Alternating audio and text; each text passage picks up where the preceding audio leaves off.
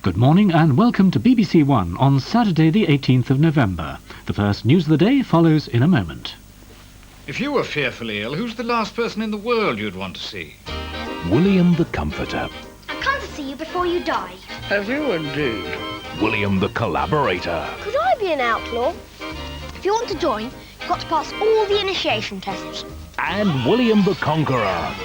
William Holmes? Certainly not. I haven't had so much fun for years.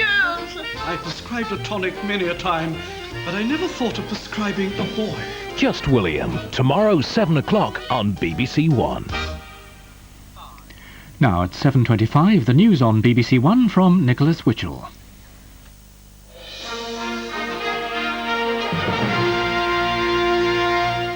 Good morning. In Washington, the House of Representatives has voted to stop President Clinton from sending American troops to Bosnia, though it's thought Mr. Clinton will ignore the vote.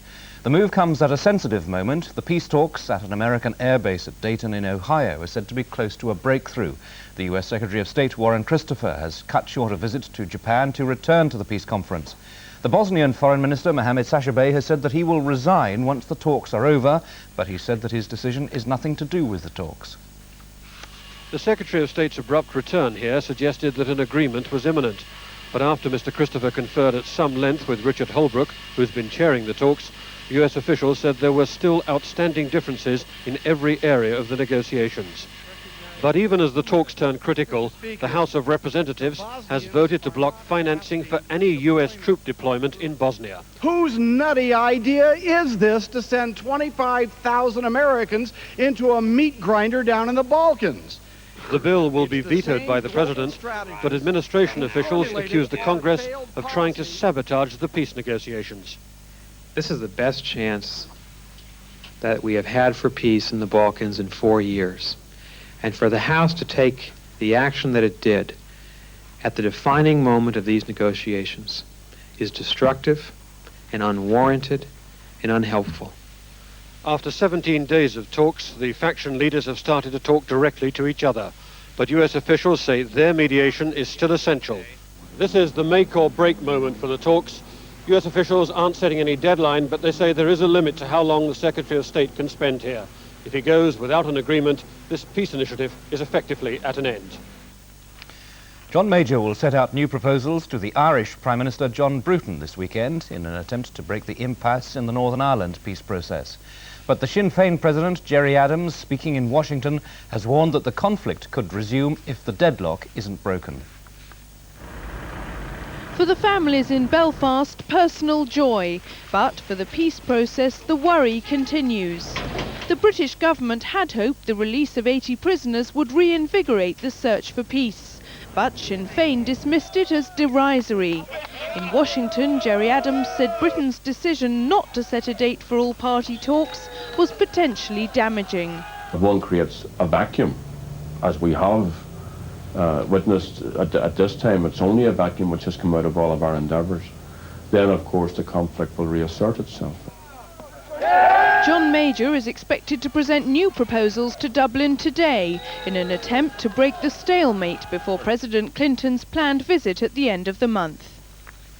It's expected that the Queen Mother will be able to receive members of the royal family tomorrow at London's King Edward VII Hospital. She had a hip replacement operation on Wednesday. Our correspondent George Eakin is at the hospital.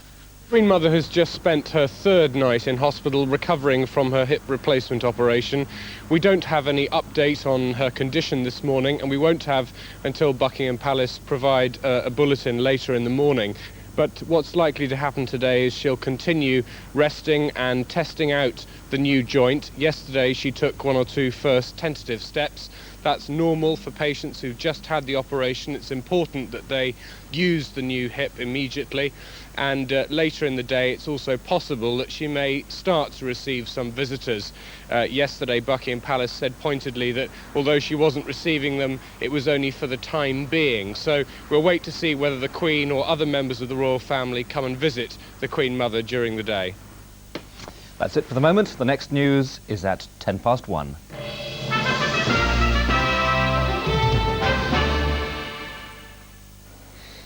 Good morning. Another cold and frosty one, but largely pretty sunny. The distribution of cloud has changed subtly overnight from brushing, if that was the word, the east coast of England to disappearing more or less from the east coast of England and really just affecting northern Scotland. The wind direction has changed a little bit. You see, we've now got more of a west in it, so it's a northwesterly. It's not coming down straight from the Arctic now, so it won't be quite as cold, though whether you'll notice it, well, that's still begs to be seen. So a very sunny start then for many places. Showers coming down towards northern Scotland in particular. One or two coming across Norfolk and Suffolk, could well be wintry throughout the day. And during the afternoon we might see one or two coming down through the Irish Sea as well. But largely a fine day south of Scotland. Temperature-wise, much the same as yesterday for much of England and Wales, 6s or 7s. A degree or so up on yesterday for Scotland and Northern Ireland, and still quite windy up there. Moving from today into tomorrow, really we just bring the cloud down a little bit further south, one or two spots of showery rain. Hiya, kids! Sunday mornings on BBC2 are totally groovy, isn't that right, guys? Oh, yes, Veronica. There's brilliant drama. You have arrived late, and you will serve a detention because of it. No. How unspeakably rude. Oh, we've got all your favourite cartoons. Yeah! Fun, fun, fun stuff to do at home. And a quiz show that's going places. Brilliant, I'm up. Join the craziest cats Sunday mornings on Children's BBC2. Do you know they have more fun than I can fit in my bum bag? Yeah!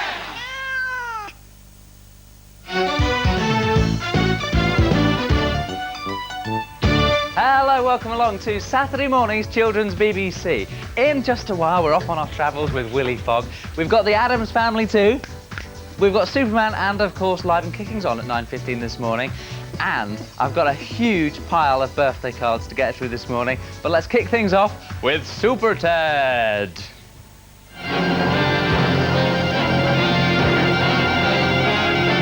This is a story about an ordinary teddy bear. When he was made, they found something wrong with him and threw him away like a piece of rubbish into an old dark storeroom. Then, from outer space, a spotty man brought him to life with his cosmic dust. He took him to a magic cloud where Mother Nature gave him special powers. That bear became Super Ted.